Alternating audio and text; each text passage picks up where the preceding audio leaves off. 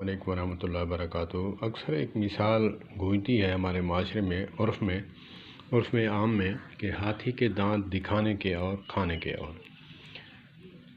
میں سوچتا تھا تو ہاتھی کے دانت جو ہے سامنے جو باہر ہوتے ہیں دو طرح کے ہوتے ہیں، باہر والے بھی نظر آتے ہیں اور اندر والے اور ہوتے ہیں، جبڑوں میں جو ہوتے ہیں۔ تو یہ مثال ان لوگوں کے لیے ہے جو اندر کچھ ہوتے ہیں باہر کچھ ہوتے ہیں، اس پر یہ مثال فٹ کر کے دی جاتی ہے کہ ہاتھی کے دانت دکھانے کے اور کھانے کے اور۔ تو اسی لیے وہ جو منافق انسان ہے اس کے لیے بھی یہ مثال یوز کی جاتی ہے کہ ہاتھی کے دانت دکھانے کے اور کھانے کے اور۔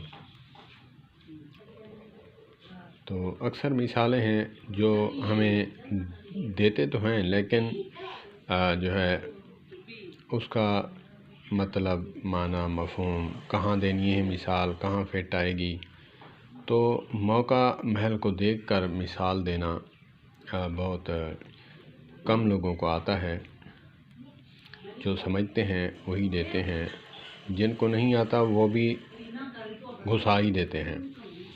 تو اسی لیے کوشش کرنی چاہیے، جو مثالیں ہیں بزرگوں نے دی ہیں، چاہے جس قوم سے، جس قبیلے سے، جس زبان سے تعلق رکھتے ہیں، کمال مثالیں دی ہیں۔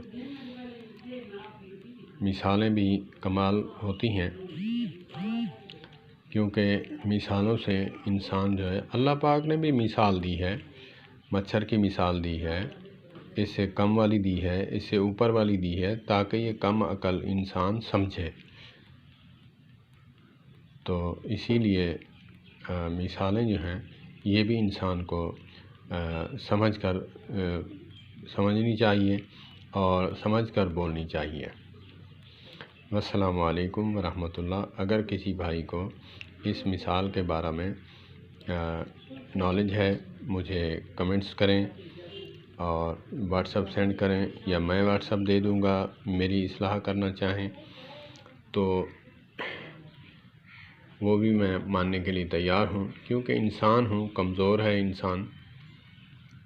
میرے چینل کو سبسکرائب کریں، لائک کریں، فالو کریں، شیئر کریں۔ شکریہ۔